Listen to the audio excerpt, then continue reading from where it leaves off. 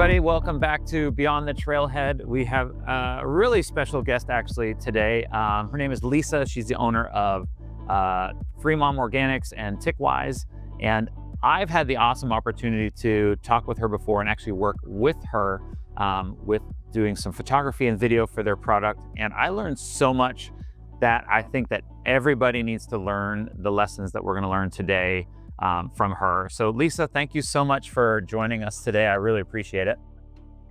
Thank you. Thanks for having me. Well, Yeah. I love what you do, Craig. It was really fortuitous when you reached out to us to begin with to talk about you were ordering the product and you liked the product and you were wondering if we needed your help. And it was really at such a great time because we really did need your help. We're starting to grow. Three Moms TickWise is starting to get out there. People are starting to really know that it really works. Yeah. And in the process, I can help get the message set for everybody to be safe out there. So, Yeah, but that's cool. finding you was like a great thing for us, or you finding us was a great thing for Three Moms.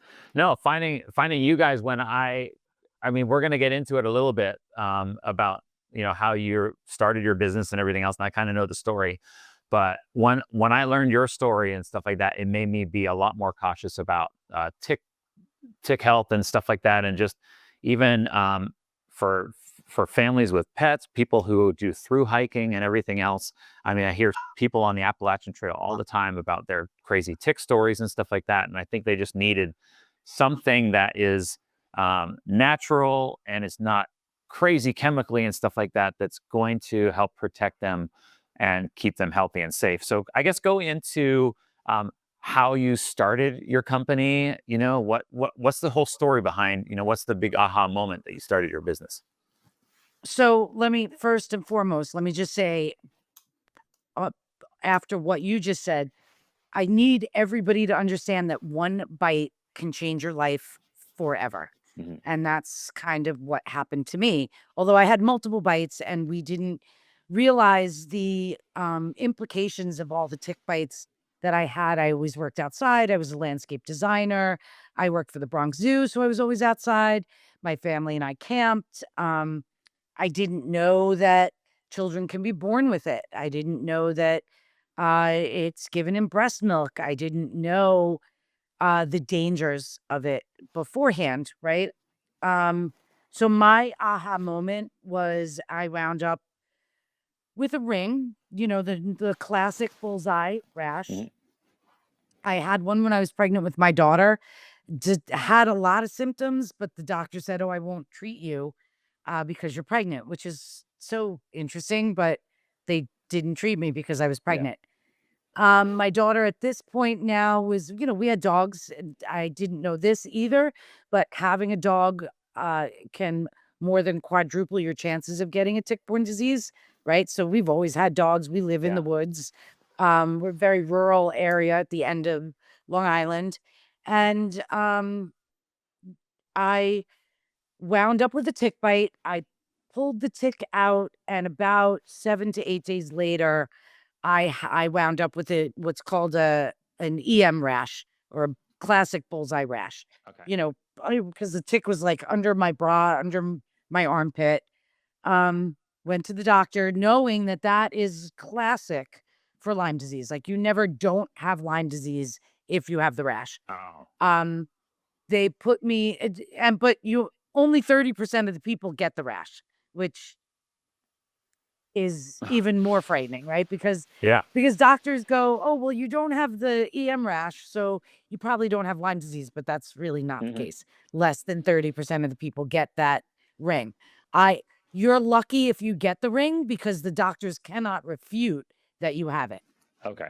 So you should, if you have Lyme disease, you get bit, you get the rash, you consider yourself extremely lucky because the doctors you can see it.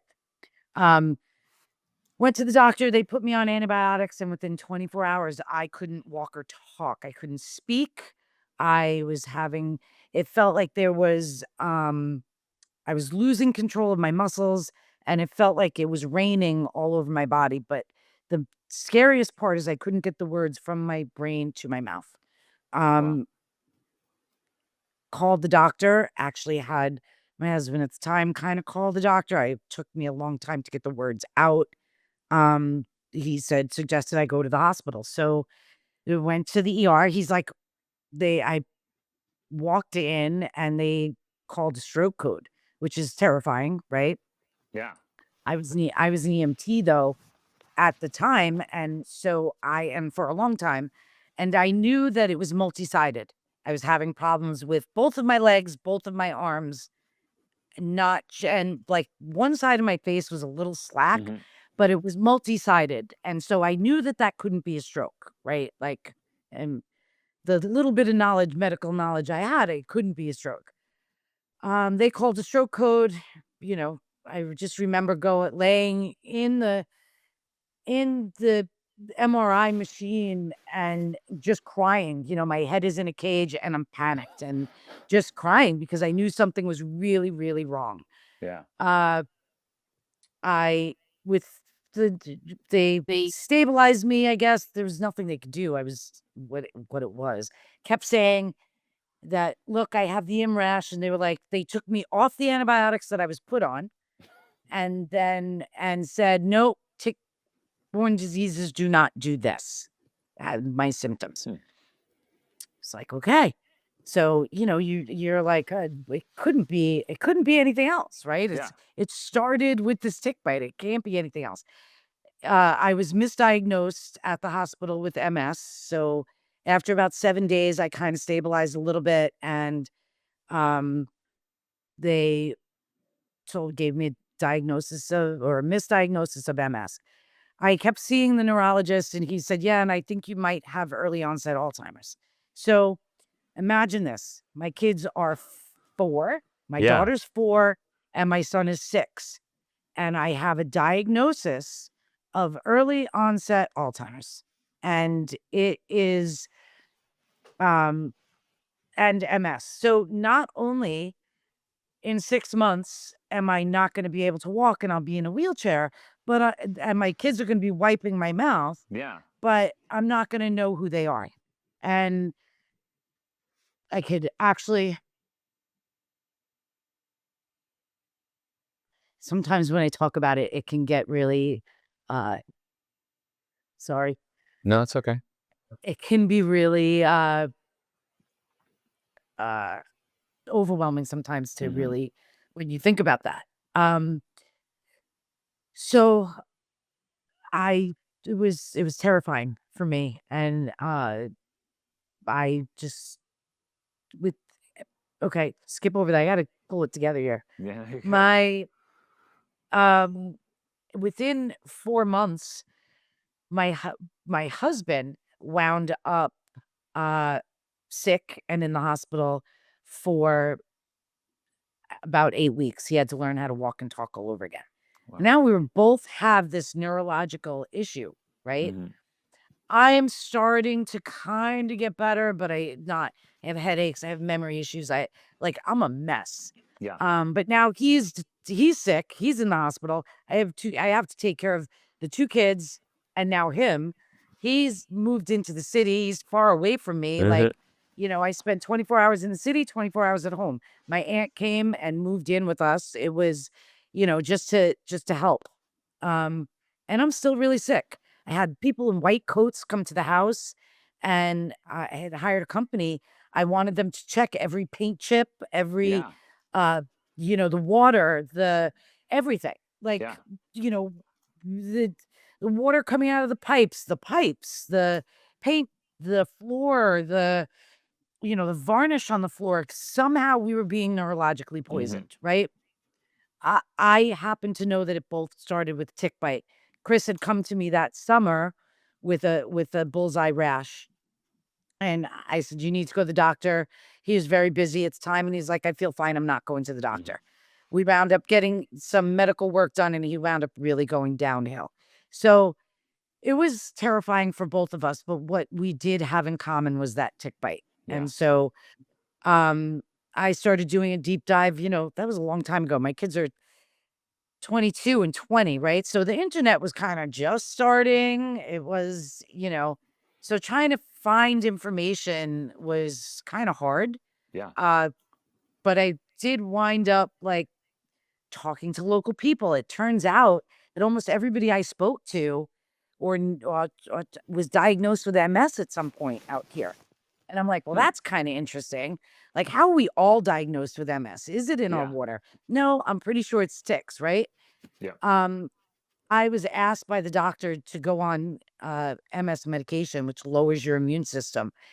And my brain said, don't do that, because if you lower your immune system, if it is tick-borne disease, it's going to take over. Hmm. So I opted not to do that. Chris got better because he was on IVIG in the hospital because they were just trying to save his life. So, uh, which happened to turn it around for the tick-borne diseases for him. The aha moment with my product, with developing TickWise, was myself and a friend happened to be making this product, right? And Hmm. then uh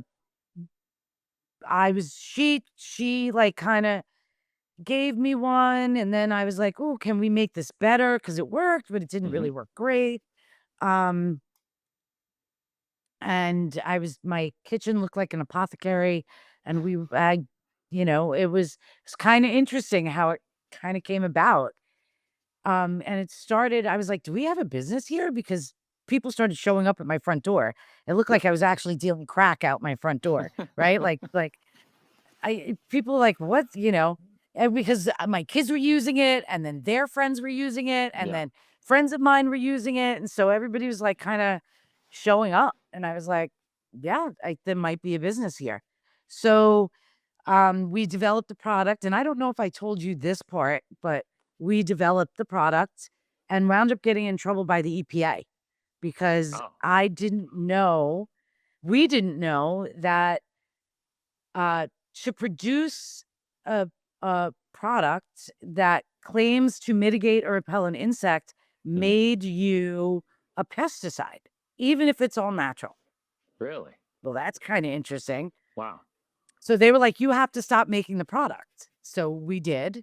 Yeah. Thank God it was September, because I spent the entire winter Hmm. um, figuring out what would make the product best. I was learning governese, right? Like, Hmm. basically, had to figure out all of what the EPA was saying, which I don't know if anybody's ever read anything by the EPA or the FDA or anything. None of it makes sense, right? Yeah. So it's like learning a new language. And then go see this thing over here and that thing over here. And like they're citing a gazillion things. So I learned governese for that winter, and I figured out what I could use in the product, what I couldn't Yeah. use in the product, labeling requirements, and that I had to have efficacy data. And so, and that I had to be registered in all 50 states. So, or all Well. requiring Yeah. states. So that's kind of crazy, because in order to do that, you needed to say that you were effective, and you have to be as effective as DEET at 2 hours in order for them to, um, uh, in order for them to register your product. So, Okay. wow, that's kind of interesting, right? Yeah. As effective as DEET, we send the product away, and it's a blind study, right? Yeah. So you're like, is it gonna work? Like, I knew it worked for me, Yeah. right? I knew it worked for my kids, Yeah. but is it gonna work in this environment that is, like, crazy, like, it's on humans, and, I knew it worked for us, but was Yeah. it going to meet that 2-hour criteria for D, right? And Yeah. you're like, "Oh," you send it out, you put it in the you're like, "Oh," you put it in the mail, you like kiss it, and you like send it Yes. off. You're like, Yeah. come on, product, right? It took about 2 weeks, and we could only afford the 2-hour study, Yeah. which crazy expensive. Yeah. We really couldn't afford that. We borrowed money to do the 2-hour study. Yeah. But they test it 8 times, 4 times a day, 2 hours Okay. in the morning. So they test it 4 times in 2-hour study one day, 4 times 2-hour study the next day. And Okay. we were deemed 100% effective at 2 hours for ticks and 100% effective at 1.75 hours for mosquitoes, which is Wow. really unheard of Yeah. for natural products.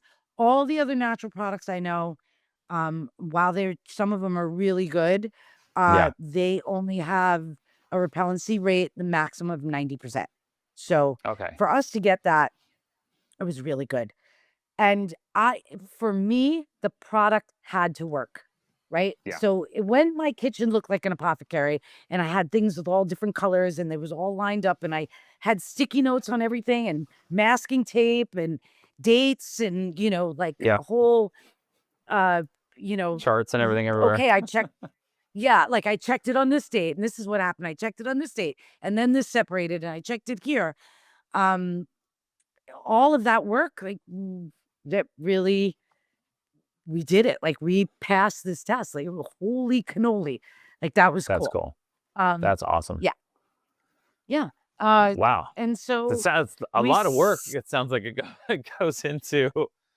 Yeah, I yeah. didn't know all of this part, and so it makes me like you have to be a resilient person to start a business to begin with, and then when you have a lot of, I guess, hoops and hurdles to jump over in order to get it going, you really have to be passionate about it. Like I know you're super passionate about it, just knowing you as a person and stuff like that, and knowing the passion to help save people and stuff like that, and to hear that side of it is crazy. So how long did that process from, I guess, the entire winter time and stuff like that?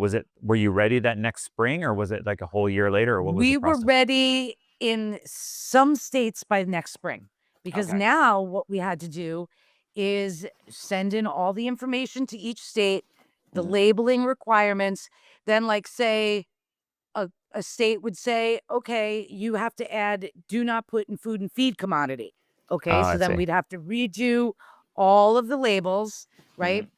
And as we were doing this, we we would like cross off the states. And that Yeah. was and so we went with the hardest states first, which was California, Indiana, Maine, and Connecticut. They were the hardest states to get registered in.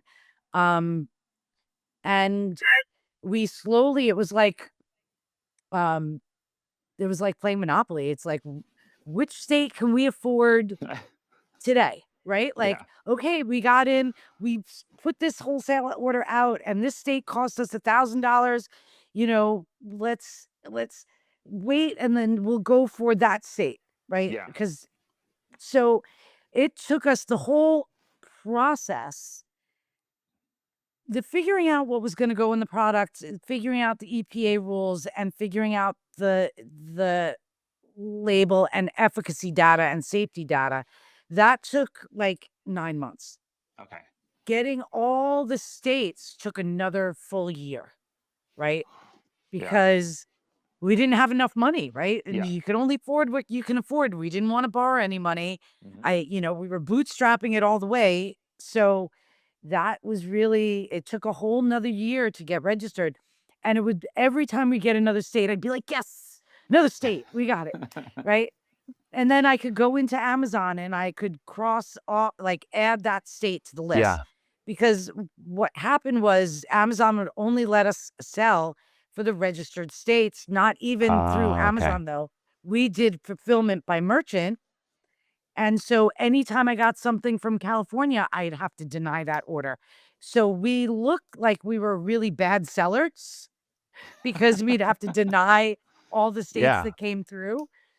But any state that did, like, we were good. So it was a it was interesting and scary and Yeah. fun, and I learned a lot. Talk about a learning curve, right? Um, it was I've I never mean, owned a business either. So that's I didn't even know what a freaking profit margin was. yeah. Uh, so I had no idea what a profit margin was. And when we were going into uh this one local college had asked us to come in and talk as a social entrepreneur. Mhm. Apparently, that's what we're called. Social Yeah. entrepreneurs are anybody that wants to fix a problem, right? Like Bombas socks or Yeah. yeah. Apparently, that's us. Yeah. So we it was they one of the students asked, "What's your profit margin?" And I was like, I, I immediately got sweaty. I was like, I made something up, and then I Yeah. went home and spent the next week learning how to figure out a profit margin. Um, but for me, going back Yeah. to that other question, because I think I went off on a tangent. No, you're Welcome to good. my world. Welcome to my brain. Um, for me, it's my North Star, right? Like Yeah. I had to nobody should ever be as sick as I was. I can't control how the doctors treat it. I can't control the ticks. I can't control, but what I can't control, um, what people are doing. But what I can control is making a really good product that if you use it as directed, Yeah. your likelihood of getting a tick-borne disease will drop dramatically, Yeah. as well as doing a tick check every time you've been Yeah. outside, putting your clothes in the dryer if you've been in a tick-infested area, landscaping your yard for ticks. Like, there are so many things that you could do at keeping your dog on tick preventative medication and Mhm. spraying them with TickWise, right? Like, you could do that. Yeah. I don't care what repellent people use. I really don't. I just Yeah. want them to use something. Yeah. Ours happens to be really, really good. Yeah. And it has to be really good because I have high standards because I almost died from tick-borne diseases, right? Yeah. My husband almost died from tick-borne diseases. My daughter was born with it. I have really high standards on how a product should work. Yeah. And so the product I made needed to work for me and for my family. And I Mhm. knew that I could help other people. I Yeah. knew that maybe somebody won't be diagnosed with MS. Maybe somebody won't have a child that's born with tick-borne diseases. So every bottle that goes out is literally um keeping people safe is my North Mhm. Star.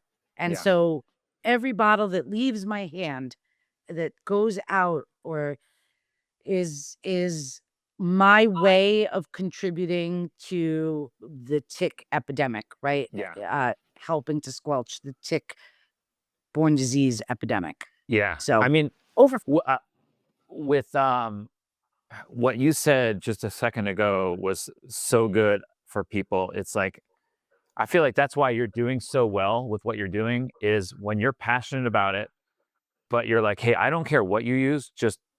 It's like for me, I tell people all the time when I shoot weddings, I'm like, "Hey, listen, whether you use me or somebody else, make sure you get really good pictures on your wedding day because that is the number one thing that you're gonna take away from that day." And for you, it's the Mhm. same thing. It's like, "Hey, listen, yes, I have this product, but man, if you're as long as you just use something, and then people trust Use you now, something, because people are anything. like, you know what, you're not just trying to sell me, you really do care about that person, and just instead of just selling your product, Yeah. you know what I mean? Nobody should be as sick as I was. And Yeah. doctors, the medical community has not caught up. Yeah. Um, I work with Center for Lyme Action, which is Mhm. helping to um it's talking to lawmakers about this epidemic that has hit over 500,000 people. Over 500,000 people are diagnosed every year. What about all the people that aren't? Think Yeah. about this. I was not diagnosed with the tick-borne disease. I was diagnosed with MS, lupus, and early onset Alzheimer's, right? I Yeah. wasn't diagnosed Yeah. with Lyme disease. I knew it had to do with tick-borne disease. I knew it had to do directly with the bite, but how many people so if 500,000 people are diagnosed, how many are not? Yeah. How many people are suffering with with other fibromyalgia? It's been called a Yeah. gazillion things. Yeah. I did finally get a concrete diagnosis, but I suffered for years, 20 years, Yeah. right? I did finally get a concrete diagnosis from Columbia Yeah. tick tick-borne disease center, and then I went to see a doctor, but I had to pay out of pocket for that. Yeah. I went to see a doctor in upstate New York that did treat me for a year. I was on Mhm. antibiotics and I had to pay out of pocket. Like we were lucky enough that I could, Yeah. but how many people are not? And how many people don't even know that this is an issue? Yeah. Um, when I watch the devastation that happened to my family under my nose, like it Yeah. causes psychological problems, emotional problems, physical problems, heart problems, skin problems, eye problems. I lost my hearing. I wear hearing aids. I started wearing hearing aids at age 40. I had knee replacements before I even turned 40, Yeah. right? Like it can devastate your body, back issues, wrist issues, Yeah. like neck. You Yeah. know, I have a friend that I went hiking with, and he has bad knees and he didn't know why.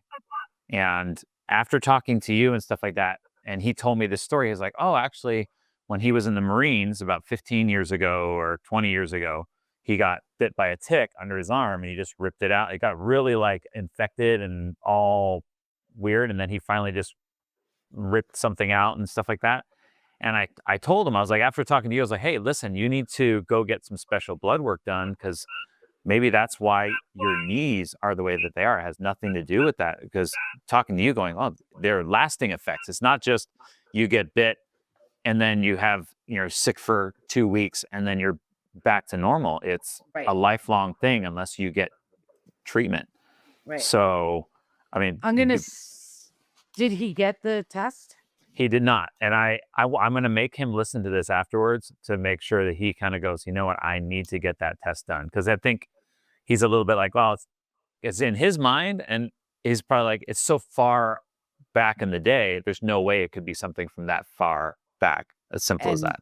very well could be. So I'm gonna give iLads a plug right now. So Yeah. it's International Lyme Disease, International Lyme and Associated Disease.org. So it's iLads, ILADS dot Okay. org. That'll work. .org. And they are a wealth of information. It's a group of physicians that run this. It's the largest in the world, Yeah. and they are incredible. So, um, reach out there. There's a lot of information there. Um, yeah, Okay. there's a lot of Bay Area Lyme disease. They're pretty good at giving really good information. Um, Center for Lyme Action. They're working to get appropriations Hmm. for the government to allow funding to happen to fund this testing and you know treatment. I really think that all doctors should be trained like we train everybody in CPR. Hmm. I think all doctors, whether you're a foot doctor or whether you are, it should be part of their continuing medical education. It's called CME credits. They have to get a certain amount every year. Okay. And I think every doctor should do a basic Lyme disease course, Yeah. whether you're a podiatrist, heart, eye, skin doctor, because it can manifest in so many different ways Hmm. in so many different people. Yeah. Um, Nobody's journey is the same. Nobody's cure is the same. Um, my journey happened to be a year long of um, oral antibiotics and 3 months of IV. So, Wow. and I had two other tick-borne diseases, which one was babiosis, which is a parasite like malaria, and the other one was Ehrlichia, which is another bacteria. So Wow. you've one tick bite, you can get 18 different diseases. There are Sure. so many different types of Borrelia, which is Lyme disease, Hmm. right? So the one test that the doctor does is not the same as the iLads test that Yeah. we were just talking about, right? The one test that the doctor does only tests for one type of Borrelia. And those tests are only about 30% accurate and only at 6 to 8 weeks after the bite, right? Yeah. So they're not accurate before the 6 to 8 weeks, and they're not really accurate. They're not really accurate after Yeah. because Lyme disease, Borrelia itself is an immune evader. It hides. It doesn't use the same channels as other bacterias. Like here's something super interesting that Lyme disease and syphilis are kissing cousins. Did we talk about this when we No. spoke? Okay. Okay. Lyme disease and syphilis are kissing cousins. Yeah. They're more closely related genetically than you and your first cousin. Wow. Okay. Yeah. Right. We treat syphilis for 6 months with multiple different antibiotics. Yeah. We treat Lyme disease for 2 weeks with one antibiotic. So when there is what some doctors call, which I don't call it this, is post-treatment Lyme disease. All that means is that you only hit it for 2 weeks. You didn't kill the whole thing. And so you need to be treated longer, right? Okay. But so if we treat syphilis and Lyme disease lives for a really long time, right? So it lives for like 20, I want to say it lives for 28 days. Could be wrong. Might be 23, might be 21, but I'm pretty sure. Let's just say 28. Yeah. It's a mathematical equation for how long you should treat it, depending on its life cycle, right? And the type of antibiotic you use. When we treat strep lives for about 20 minutes. Lives, breeds, and dies in 20 minutes. So lives, is born, replicates, and dies within 20 minutes. So we treat strep throat for 10 days because you're trying to kill it and all its subsequent life cycles. Okay. That's why you're on that long period. That's why stopping the antibiotic early is not, it could, Okay. because you haven't killed out all those life cycles. Yeah. Only treating Lyme disease for 2 weeks, you haven't killed out all the life cycles, right? And so there is a reason why a lot of people remain ill after that 2-week course of antibiotics. So the best thing to do, because there's so much upheaval in the medical world and there's not a lot of understanding of a lot of doctors, it's not really taught. Well, your best thing is not to get bit to begin with, right? That's, if you don't get bit, you won't get sick. Yeah. And I can't stress this enough. To go down this rabbit hole of being sick with multiple diseases where only a very small fraction of the doctors in this country understand the implications of what tick-borne diseases do, isn't it best just not to get bit in the first place, right? Yeah. So you're not trying to figure out your medical history for the rest of your life, because that's what will happen. Yeah. It is devastating and deadly, can be deadly, Yeah. to be bit by a tick. So, and not just from the ones we hear about, like Powassan's, which is a really scary disease to get. But Lyme disease can kill you just as, not as quickly as Powassan's, but the same. So So what made you, I guess, when you guys were creating this and stuff like that, what made you go the all natural route versus, and I don't know this, but I'm assuming there's other, like, a lot of chemically kind of ones and stuff like that are out there as there's a well. ton of Like, chemicals. what made you want to go the natural route, I guess? So I had neurological Lyme disease, which I don't think I actually said that before, but I had neurological Lyme disease, was my final diagnosis. When I used traditional repellents with DEET and permethrin, it brought all of my symptoms back. So I shouldn't say all of my symptoms, but a lot of my symptoms back. Yeah. I would get raging headaches. I would get tremors again. I would feel nauseous. I would feel uneasy. It would kind of be hard for me to walk or feel like I was walking on clouds, like not really on the ground. So it would affect me neurologically, of course, because permethrin and DEET are neurotoxins, right? Yeah. So for these same reasons, I had to stop dyeing my hair, which is now why I have this lovely white stuff going on. It looks great. Thanks. So I have no choice.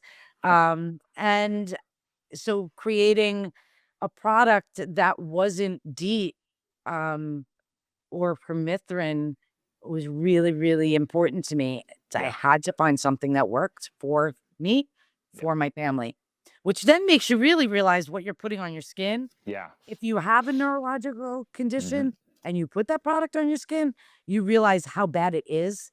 The absorption rate is so Yeah. quick and what it does to your system. If I didn't have that neurological issue, I'm not sure I would have really paid much attention to that. Yeah. And so, So yeah, when I was growing up, I grew up on a farm up in Canada, and we had hundreds of acres of apple orchard, and we were spraying it with chemicals all the time. And I used to walk the orchard right behind my dad, spraying chemicals. I would be like, 2 car lengths behind him while he's spraying chemicals, just grabbing apples off the tree and eating them and stuff like that. And my most farmers um, they don't always go to agricultural college and stuff like that. So my dad went to agricultural college, and so they taught him to, when they're mixing chemicals, always wear a glove and a respirator and stuff like that. But a lot of farmers would just stick their arm in, and you would assume that you're not yeah. absorbing anything in. You think the only way is through your eyes, nose, and mouth, but your skin absorbs it just as fast. And Your they would, skin is your largest organ yeah, and it dissipates it through your entire body, right? yep, Like it's so, it, yeah. yeah, I mean, he had so many of his farmer friends, now that they're older, they all have cancer from mixing the chemicals like that. And my dad was one of the only guys who he still to this day says, "Hey, did you know so and so? He's dying of this same cancer, and it's from all the chemicals that they were always spraying and mixing yeah, with their hands and not putting respirators on and stuff like that." And so that's why my wife and I, with our kids, I mean, I think when you have kids, you kind of start to think more like how to raise them healthy, and then you correct. go, man, I wish I was healthier when I was younger. But Correct. some of it you just didn't know when you were younger. And so when I looked for, I was at the when I found y'all the first time, it was just trying to find some natural mosquito spray, right? And then I found out about ticks, and then didn't realize, holy crap, like that's that's a scary thing. I don't want to get it. And so yeah, so when I found that, I was like, great. And then I loved it because it smelled really good too, It does right? smell pretty good. And so sometimes I'll use it, just even if I'm not in a tick area, I'll just kind of use it as like deodorant almost when I'm on the trail, because it smells better than my BO. I So have a lot of people that started using it as deodorant now, and they call it yeah. their summer scent because the vinegar and the oils actually kill the bacteria that are on your armpits that make you smell. Okay. But it was my landscapers that started using it like Yeah. that because, as a landscaper, Hmm. you spray it everywhere. And Yeah. then they were like, I don't smell. Hey, it's the end of the Yeah. day. I don't smell. And then they started using it as an actual deodorant. Yeah. And so that's literally, I use it at night to sleep because my Yeah. dogs sleep in my room. Right. And so Yeah.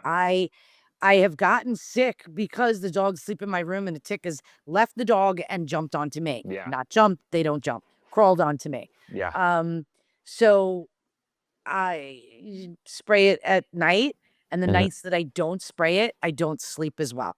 Yeah. Like if I go away on vacation and I don't have my dogs with me, Yeah. so I don't spray it. Um, it's a soothing. It helps the essential oils in general just Yeah. are soothing for your brain, I think. Hmm. And I also travel with it a lot because I use it against bed bugs. Oh, Um, okay. it works for bed bugs. So you spray your bed down, you spray yourself down, spray your bed down.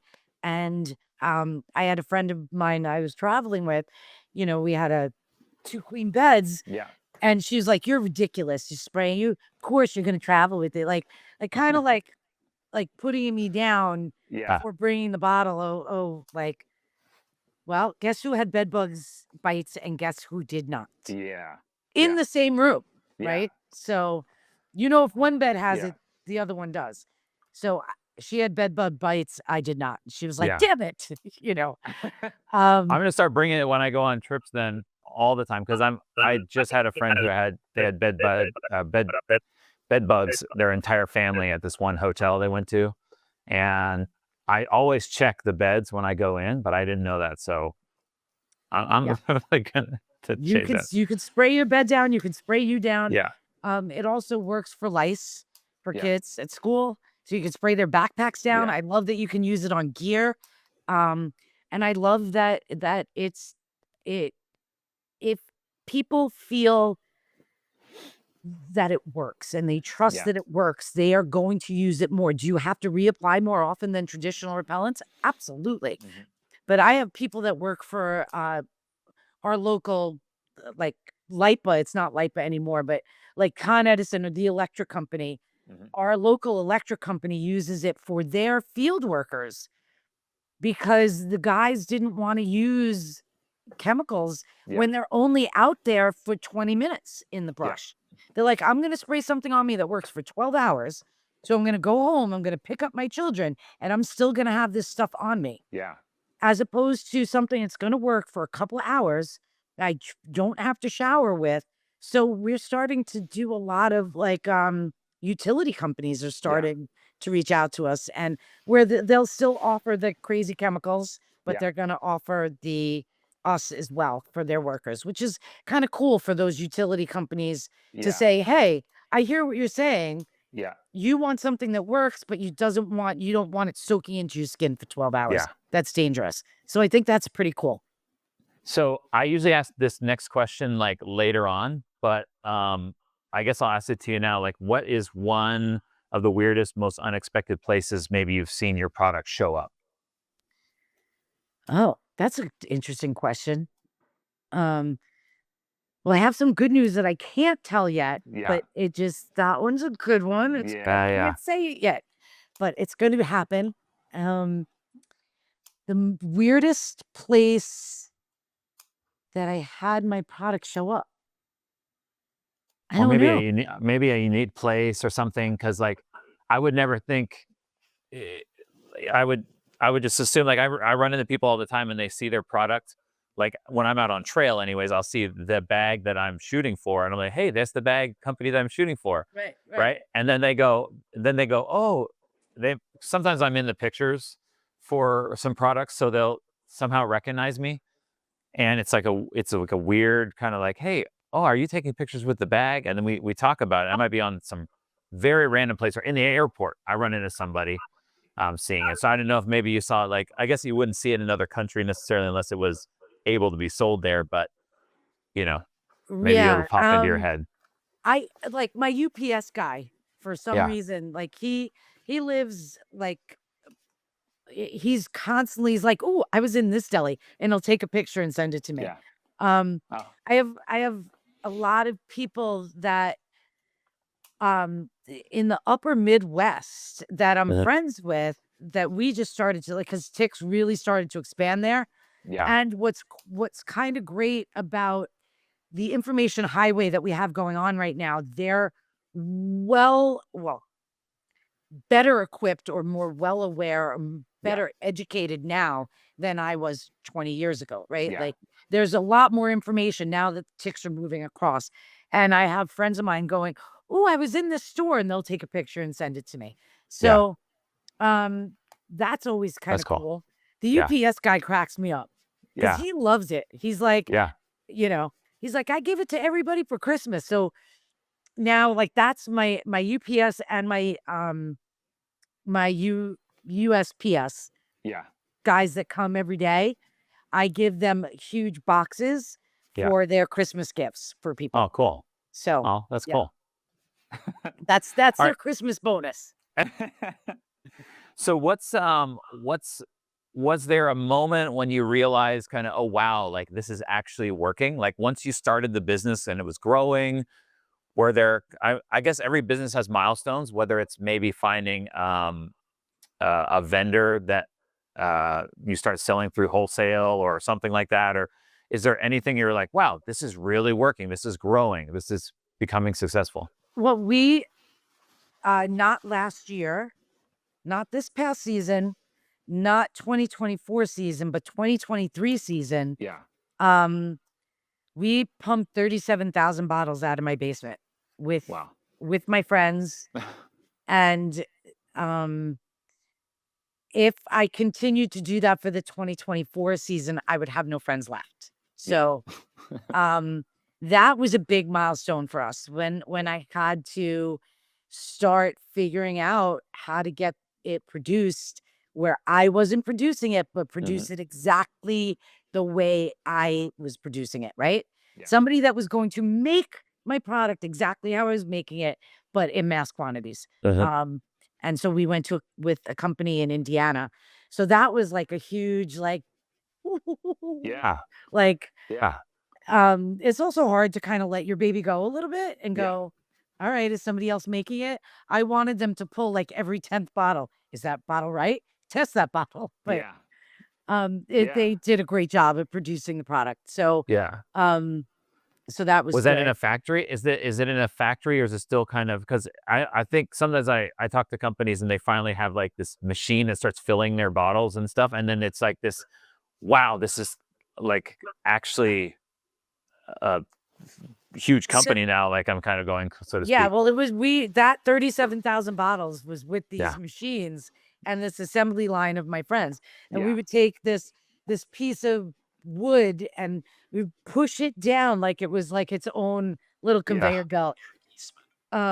Like it was its own little conveyor belt. Yeah. And so, it was pretty podunk. Um, but it worked. It Yeah. really, really, really Yeah. worked. Um, I like that whole I think being an entrepreneur, you kind of have to be a little bit of an inventor too. You Yeah. kind of have to be. I have never ever thought that the product could fail, right? I've Yeah. never felt like there was have I made some bad decisions? Sure, but nothing that was ever critical. Yeah. I've tried out a lot of things that didn't work, but being an not well, I guess an inventor. I guess I am, but Yeah. being an entrepreneur, you have to figure out how to make things work in your money, right? Like Yeah. without borrowing money. Yeah. And in order to do that, you're laying in bed going, how can I make that? So it's 3 o'clock in the Yeah. morning, and you're like, how can I make that more efficient? How Yeah. much does it cost me to produce one bottle? And then you're like, I'm downstairs and I'm going, okay, Yeah. let's time this and time that. And so when all my friends were here and we were wrapping the bottles for Amazon and we are doing all this stuff, how long does that take? And you start say, how can I shave off a second? How Yeah. can I shave off 2 seconds? And those machines but then you realize even at 37,000 bottles, we were still way behind, right? Yeah. And so you had to go to the production, Yeah. if in order to grow, I had to stop advertising and everything that year because I couldn't grow.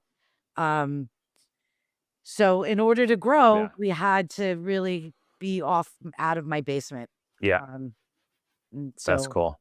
yeah, and I'm still off season. Right now, Yeah. I have my right-hand man is down there producing bottles right now because it's not enough to Yeah. get from the factory, from the contract manufacturer, Yeah. so I could fill in the gaps still. So Yeah. that's kinda good about being an entrepreneur. I can kinda fill in the gaps with what we need. Yeah. That's cool. That's happening right So, now. It smells good in ha- here. oh, I'm sure your house smells awesome. It does smell awesome. Mine smells like the mix between American breakfast and kimchi stew sometimes. So, I I don't know what that I'm trying to put that together, and it's not really working out, but the postman and my delivery guys are always like, "Oh, you must be cooking today," because they could smell it down the block. yeah. Oh, So, wow. it's kinda Yeah. funny. That's cool. Yeah. So, what would be, well, I love to ask like if there's a customer story, but first I wanted to like just mention like first, and I'm of course I'm going to put some video clips and stuff like that near the beginning of this podcast and stuff like that. But here's your bottle and stuff like that. And I know you have to shake it. That's like a big thing, is keeping it mixed while you're spraying and everything else. And I've used it on my friends and stuff like that. So did you start with Was it always with bigger bottles, or did you start with just like a small spray and then worked your way up to the bigger stuff? Here's our little guy. Yeah. And then this is our largest. So this is a 32 ounce. Yeah. This is our 2 ounce. 2 Yeah. ounce is great for travel. Yeah. You do have to shake really well. Like when Yeah. I say shake really well, like you have to shake Yeah. because there's no parabens or SLS in Yeah. here, which those are like the soapier kind of things that keep the product homogenized. We don't need to Okay. have that, right? Yeah. I don't want that in my product. I don't want that in my natural product. There's no need to have it. You just need to shake it Yeah. really well. And it Yeah. will It's like a naturally, salad, right? Salad dressing, right? salad dressing naturally separates. Yeah. Right. Yep. Yeah. Yep. Okay. Okay, cool. Because when I side funny thing was, I can't see it right now. I can see it for where I am. But when I was doing the photo video shoot with you, instead of keep spraying this on while we're doing the photo shoot, I emptied everything into this giant glass jar, right? Because I had all the different bottles. So I think this one is actually filled with water still from the shoot because I'm just slowly filling up my little bottle as I use it now As you use it, make sure on you the trail. shake it really well. Yes, because I have to take this huge. So I was able to see in this huge glass jar the separation and everything else. But it's so funny that my kids were like, "Am I going to keep spraying this on?" I was like, "No, don't worry. It's just water because at least for the photos and stuff like that, you're not going to see it. I'm going to backlight it. It's just going to look like spray. It's Right. not like a tinted color or anything like that." Make sure you don't get them confused. Don't go out with the water bottle. Yes, Dump I've them. made I've made sure. Dump So all the water bottles. now I got it. I'm going to do that. I'm going to dump the water out before I Dump the forget and I go water. the wrong day. Don't, because somebody's gonna grab it and like not be protected. Don't do that.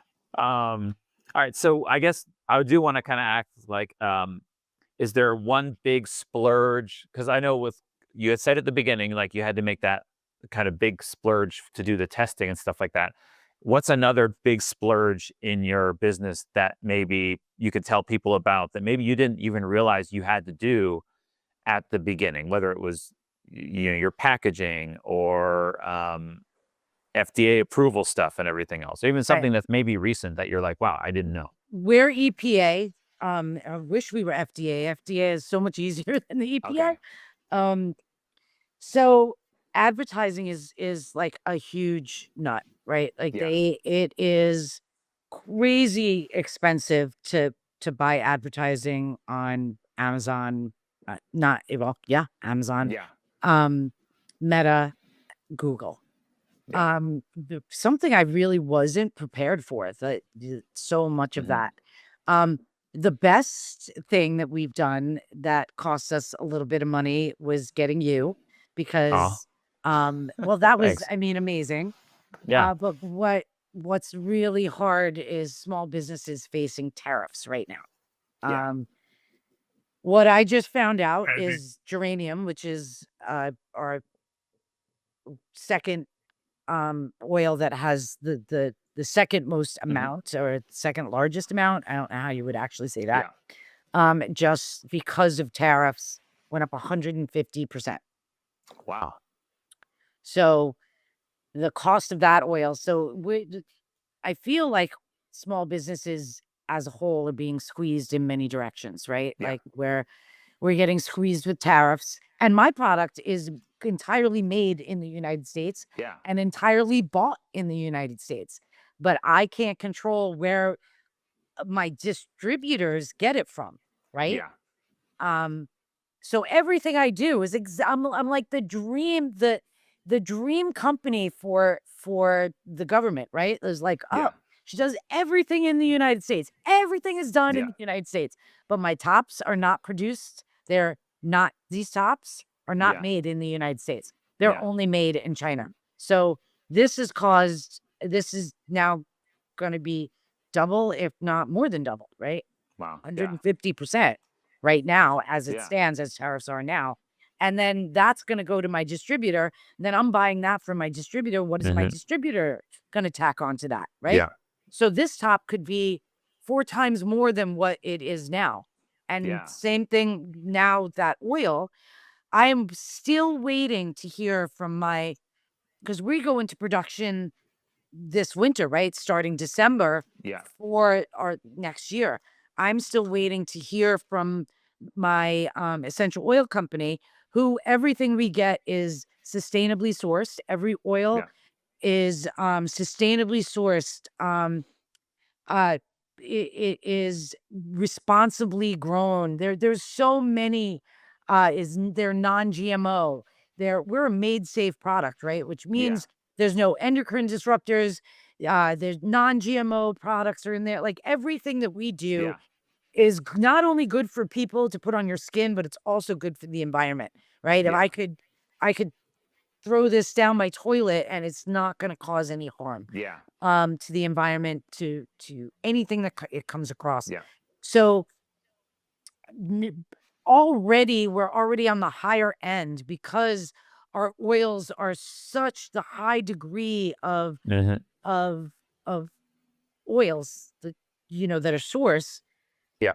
And now to have these tariffs come across are really can be very, very devastating to small businesses. So Yeah. I'm still waiting to sort of suss it out. I really Yeah. don't want to put any uh you know we just need it to work Yeah. itself out because it's really stressful. Um Yeah. so there's that. We're also being squeezed by credit card swipe fees, right? Like Yeah. each time I run a credit card, each time a credit card goes into it's a 3% charge. We are getting squeezed. Um, Small businesses are really eh, just packaging Yeah. is going up. Yeah. You know, advertising is going up. Everything is it's going up more than just inflation, right? It's Yeah. going up more than just inflation. Yep. It's really compounding. So trying really hard to keep costs low, especially since Yeah. we were already on the higher end as a repellent.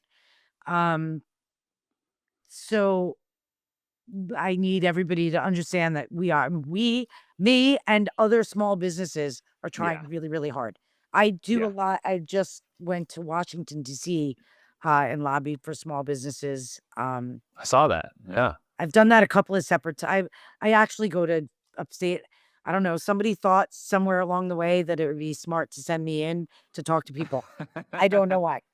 I'm Yeah. like, I had known nothing about policy or government, and I think that's why they do it, Yeah. because I know how it affects me directly.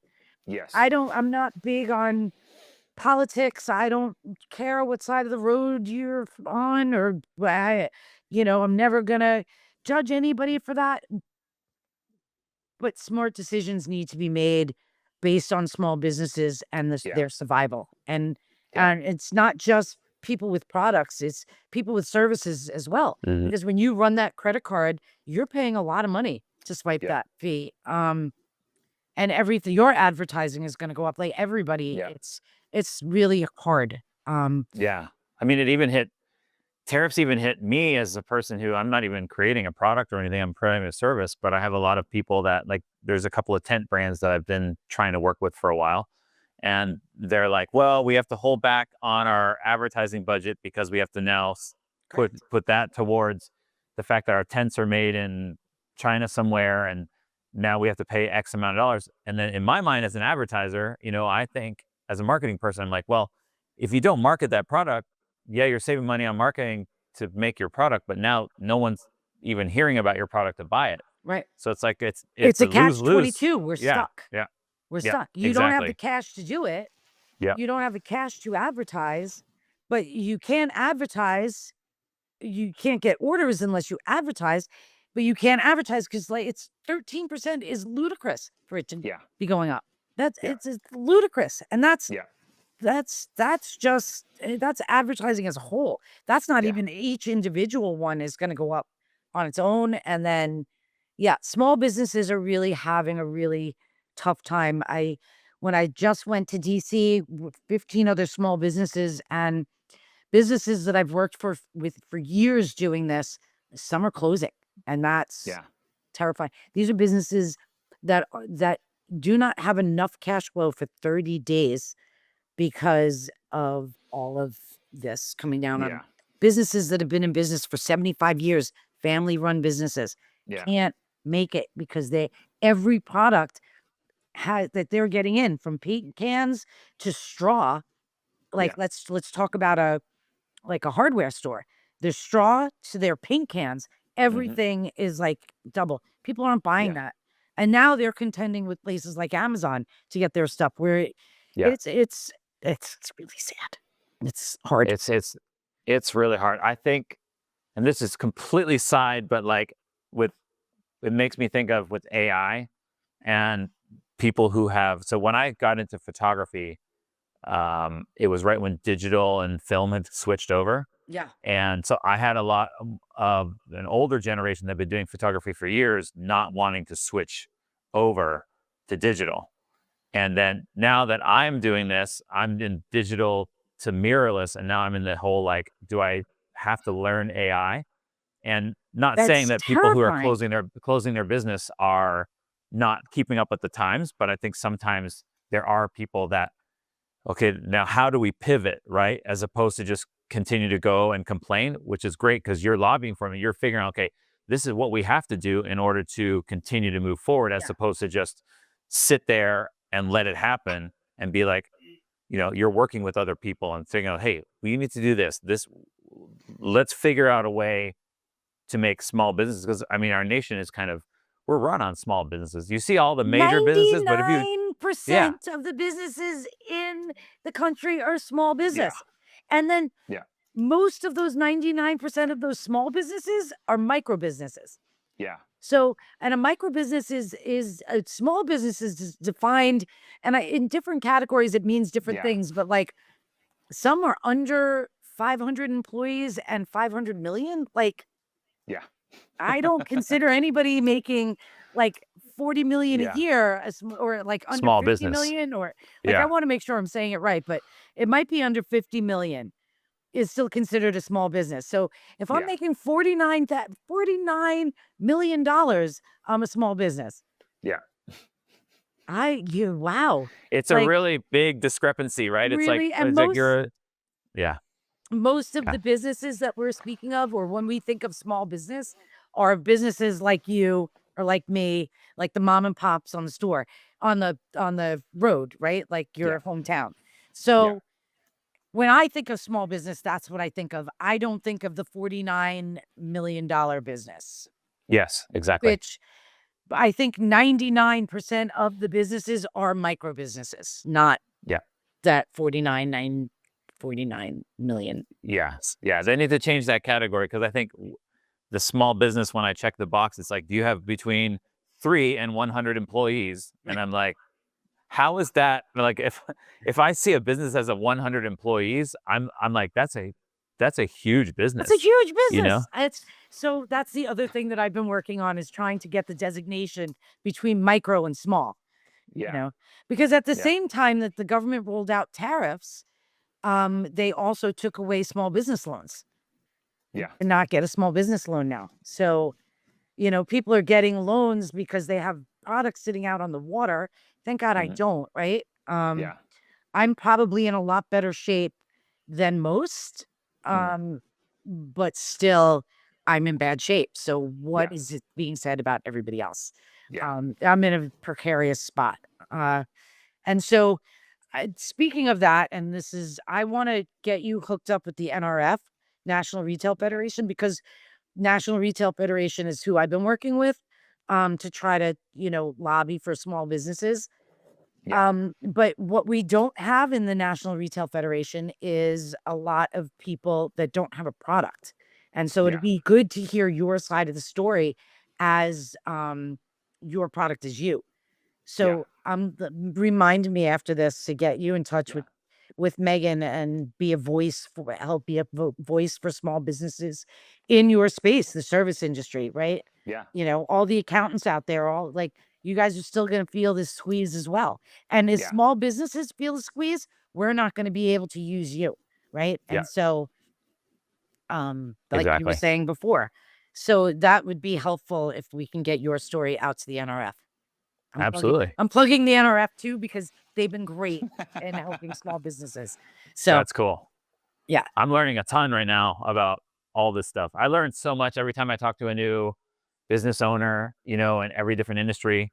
Um, I guess my last question would be, before we get the lightning round, will be what advice would you give to somebody at the beginning of the trailhead of their own business and their own business stream? Like a piece of advice, someone who's starting their own idea, wanting to start their own business. You have to be passionate. I don't know, like you were saying before, there were so many hurdles to go through. If you're Yeah. not passionate and you don't have that drive and you don't have that vision, um, any one of those hurdles could have shut me down. And I've watched them shut down other people. I've watched Yeah. these hurdles just shut you down. You have to be passionate. Go with what you love and what you feel like the right thing to do is for you, Yeah. and just lean into that. Like lean into, Yeah. because it's your passion that's going to carry you through those hard times. It's Yeah. I can see the forest through the trees. I can also Yeah. see the trailhead after that, and the next Yeah. one, and the next one, right? Yeah. You have to be passionate. Yeah. That's cool. That's so good. Okay, so I'm gonna kind of shift gears now and kind of go into our little rapid fire lightning round. Okay. So I'm just gonna ask you. They're basically one word ish kind of questions. They're not really like drawn out questions, except maybe one or two of them. Okay. All right. So first question is, and this is my favorite one. It's your favorite national park. Oh, Yellowstone. Yellowstone. That's the first time I've heard of Yellowstone. How come? Oh, the diversity, Yeah. I mean, you go from springs, hot springs, Yeah. sulfur springs, to deep wood forests. I saw so many Yeah. incredible animals there, bear and That's like cool. bison, and so Yeah. Yellowstone. Okay. All right. So And different for terrain. this one, There's so much, the ecosystems are so different. I'm sorry. Go ahead. yeah. All right. No, I love when I go to a national park and you think you're just going to get one little thing, and then you hike one thing, and next thing you know, you're in a rainforest, and then all of a sudden you're in a desert. Yeah. That's how when I did the Wonderland Trail around Mount Rainier with my buddy last year. Um, we were just blown away we would in 2 miles we would all of a sudden be on a glacier, and then another 2 miles we're in the rainforest, Yeah. and The and I did Olympic National Park this past yeah, fall, and it was phenomenal. I mean, I'm not a hiker like you, but yeah, I have bad knees. But yeah, just Olympic National Park was incredible. But yeah. still Yellowstone, I have to say. All right, next one is podcasts or playlist while you're working. Oh, playlist. Yeah. If you could collab with any brand outside of maybe something that you're working on right now, completely just shoot for the stars. If you could collab with any brand or work with any brand, who would it be? Uh, Probably ILADS, right? Like international, the Lyme, Lyme and associated disease, Yeah. because yeah, just be, yeah, probably them. And it's Cool. not really a brand, so I don't, Yeah. but I would love to. To work with them more. Yeah. Yeah. All right. One word that your team would use to best describe you. Oh, crazy. All right. Next one. Passionate. Early Passionate. bird. I changed my Passionate. answer. I changed my A answer. crazy, passionate person. Okay, there we go. 2 words. All right. Early bird or night owl? Oh, early bird. Yeah. What 4 time do you a.m. get up in the morning? Between 4 4, a.m. Oh my yeah, gosh. 4 and 4:30. I'm already, by the time 5 Wow. o'clock rolls around, I've already, by 6 a.m., I've already worked out. I've done, answered all the emails. Yeah. Yeah. Yeah. But Gosh. yeah. I'm complete opposite. My wife and we go to bed at like midnight or 1. And then just because of our kids, we have to get up at 6:30 to help get them off to school and stuff like that. But if not, I mean, we drop them off and then we sleep in, and then we do our work later on. So see, I would love to be early bird. I can't, I'm asleep. Yeah. But it really screws with your nightlife though, Yeah. because by No, 8 yeah. o'clock, I'm like, Oh my God, I hate to go to bed. Yeah. So, you All know, right. One app you can't live without for work. oh, Google Calendar, really. Okay. I'm always trying to make a list of like cool apps that I should use or what I should use for apps. Um, what's your most used piece of gear in your life right now? My computer. Computer. Yeah. I don't know if that's considered gear, but you know, No, that's gear. What's something you're still learning as a leader? how to manage people like that. I'm Yeah. still learning that every day. I've never been a boss. I've never been a business Yeah. owner. I've never been a boss, right? Yeah. And not good at it. I don't like it. I don't like telling people what to do. I'm really all about collaboration. What do you Yeah. feel about this? Or, um, and I don't know how to, uh, ask the right, like I'm learning how to Yeah. ask the right questions and give like, "Hey, that's great. Do you have a timeline?" Right? Like, Yeah. I'm really terrible at that. I'm like, "Okay, great." And then when it's not done, I'm like, "Well, I asked you to get it done." They're like, "Yeah, you Yeah. didn't tell me when." I'm like, Yeah. "But this is taking time. I'm learning." Yeah. It's Yeah. not the best at it. All right. And then the last question is your favorite way to unplug or do you even unplug? Um, I don't unplug. Yeah. Uh, I I started playing pickleball. Um, Oh, nice. Yeah. so that is probably how I'm unplugging, but Yeah. I mean, I love playing pickleball with my kids because I can finally play a sport with them where I can actually beat them instead of them beating me all the time. So, so I and we think can have a conversation. Yeah. yeah.